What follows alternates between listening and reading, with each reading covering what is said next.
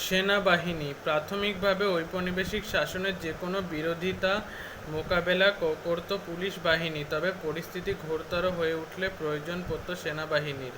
ফলে ভারতে ঔপনিবেশিক সাম্রাজ্যের ছড়িয়ে পড়ার সঙ্গে সমানুপাতিকভাবে বেড়ে উঠেছিল কোম্পানির সেনাবাহিনী। গোড়া থেকেই স্থায়ী সেনাবাহিনী তৈরির উদ্যোগ নিয়েছিল কোম্পানি।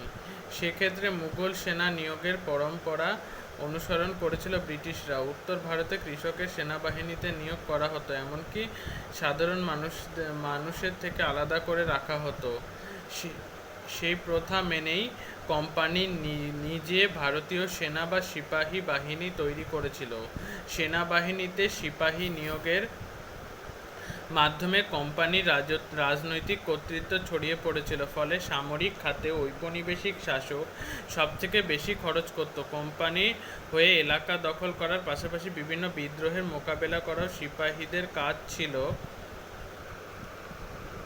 ঔপনিবেশিক শাসনের গোড়ার দিকে সেনাবাহিনী প্রচলিত জাতভিত্তিক ধারণাগুলি বিরোধিতা করেনি ব্রিটিশ কোম্পানি। ফলে সিপাহী বাহিনীতে উচ্চবর্ণের ব্রাহ্মণ ও রাজপুত কৃষকরা সহজেই জায়গা করে নিত। এসব লোকের সিপাহী বাহিনীতে যোগ দিয়ে অনেক বেশি সুযোগ সুবিধা, নিয়মিত বেতন পেত। ফলে সিপাহী বাহিনীতে জাতভিত্তিক মনোভাব দেখা যেতে থাকে।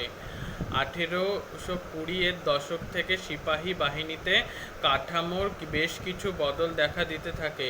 মারাঠা, মহীশূর অঞ্চলের পাহাড়ি উপজাতি ও নেপালি গুর্খাদের সিপাহী বাহিনীতে নিয়োগ করা শুরু হয়।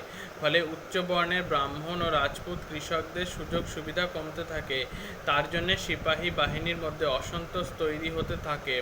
ঔপনিবেশিক শাসনের অন্যতম প্রধান হাতিয়ার হিসেবে সিপাহী বাহিনী ছিল গুরুত্বপূর্ণ। ফলে 1880-এর দশকে ব্রিটিশ কোম্পানির সেনাবাহিনীতে প্রায় 2.5 লাখ সিপাহী ছিল, যাদের পিছনে মোট রাজস্বের 40% ব্যয় করা হতো।